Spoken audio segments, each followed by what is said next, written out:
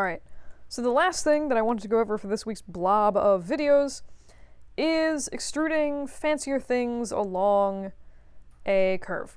So I'm just going to make, again, a random curve like I did with the other random curve demo. Let's get this really obnoxious here. Alright, great. So we have a terrible looking little curve. It's glorious. I have way too much fun making curves. Alright, cool. It is a curve. So last week we did the thing where we basically took another little curve, put it here, and then extruded a NURBS curve and turned that into polys and all that stuff. You can do other fun things with this, like making twisty wires or braided ropes. So what I'm going to do is basically, I'll just start with this little poly disc thingamadoodle. And what I'm going to do is make the profile or cross-section of whatever I want to model. So in this case, I'm just going to say, cool, maybe I'm doing like a rope that's like 3 things of twisted rope or something like that. I'm going to go ahead and mesh combine these. I'll just snap this onto the origin, not that it really matters. And then what you want to do is snap that to the end of your curve. So you should be able, if you get it close enough to the curve and then you turn on C for curve snapping, it'll basically just attach it. And then you want to go in and just sort of rotate it so it's, you know, more or less at the end of that curve. So what I'm going to do, I just duplicated that and hit it for grins. And this is important for some reason. I don't know why. You need to select the faces on this object, just all of the faces. Make sure you don't have soft select on. Then select your curve, and then you want to just do extrude. And okay, so I've done a stupid thing here. In this particular instance, I have extruded, and it does care which side of the curve you start with. So it's going to start the extrude at whatever the first part of your curve is and end at the end. So in this case, I've put my profile right next to the end of the curve, so it's not really going to do anything. So I'm just going to grab that other little curve that I stashed and snap that to the other side of the curve and try this again. Hopefully this time as I'm not being a dingus. Alright, so what I'm going to do is, again, just sort of move that close to the end of your curve, grab all the faces in the object, then the curve, and then do an extrude, and you'll see that now it is extruded from point A to point B. It doesn't really look like it's following the curve, and at this point it kind of shouldn't. There's a few settings you need to modify, so I accidentally closed the extrude little pop-up that comes up.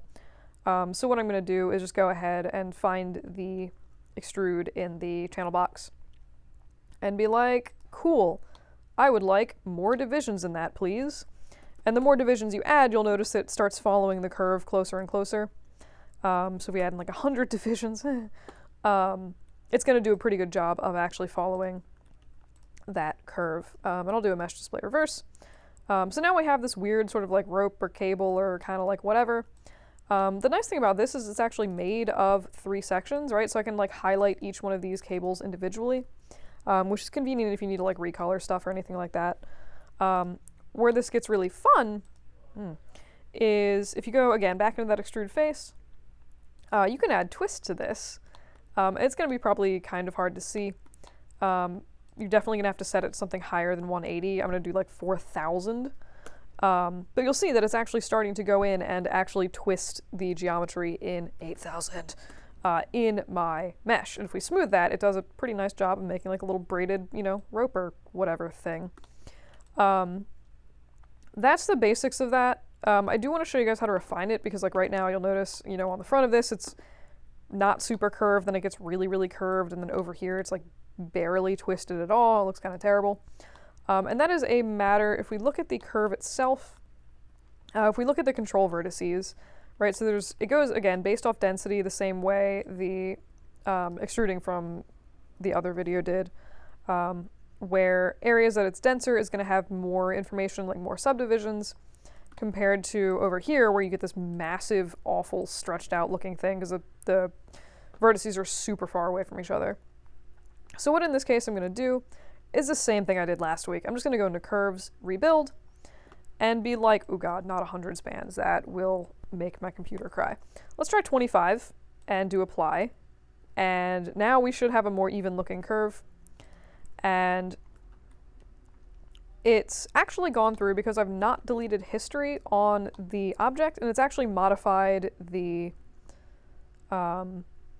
extruded version of this object, which is really convenient. So in this case, it's, you notice like what here used to be like pretty tightly twisted. Over here used to have almost no twist. Now it's kind of uniform twist. But now, because we have that nice uniform twist, I'm able to go through and, you know, be like, okay, cool, maybe I don't need 8,000, maybe I need 16,000. That was, okay. But yeah, so now we have this like very, very twisted little curve here. And again, you do need the geometry to support that twist. It looks like perhaps I might need a few more like up here. It's getting kind of crushed. Let's go into your extrude face again and maybe just add in like 200 divisions. And you'll see that not only is it holding its shape better, but it also has a little bit, the twist itself is more defined, and it's like getting a little bit thicker because it has enough geometry to work with for that. But that's kind of the fun bit on that. So basically, again, just sort of line up your little faces you want to extrude with the first point that you put down on the curve. Go ahead and extrude that, and then add in some more divisions and twist if you want it, and then it'll kind of attach nicely to the curve. And again, you can mess with the curve after the fact, and it's still going to change the curves there. If you ever decide, like, cool, I'm happy with this, I'm just going to go ahead and delete history on this object.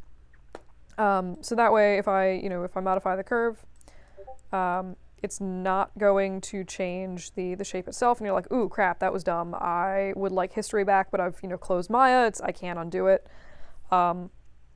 What you can do is use a wire deformer. It's kind of like a weird cheat way to, excuse me. It's kind of like a weird cheat way to move a piece of geometry like this with a curve. So if you go into Deform Wire, it's going to give you some little instructions, which are going to be covered, it's going to be covered by my keyboard thing I have set up. But it says, Wire Tool, select shape or shapes to deform and press Enter. So basically, select the geometry you want, in this case, P-Disc 6, press Enter, and then it says select, I just did that, poop. All right, so I clicked on my shape, hit Enter, select wire curve or curves and press Enter, select your curve, press Enter, Enter,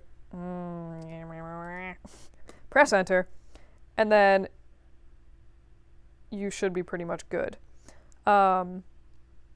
So you'll see that it's added this little base wire thing in here. That's kind of just like what it's using to deform this. So it basically saves a copy, if I remember correctly, of your original curve. So what you should be able to do is go through and move this curve. And you can see it's kind of deforming your object. It's not doing it terribly well. So there's a usually quick and easy setting you need to sort of mess with for that. If you click on the object being deformed and you go into this little wire here, you want to twiddle a little bit with the drop-off distance. So the higher you set that is basically, hey, look at things farther from the wire to attach to. So you should be able to set that up just like high enough, and you'll see that it starts, snapping back up to the object.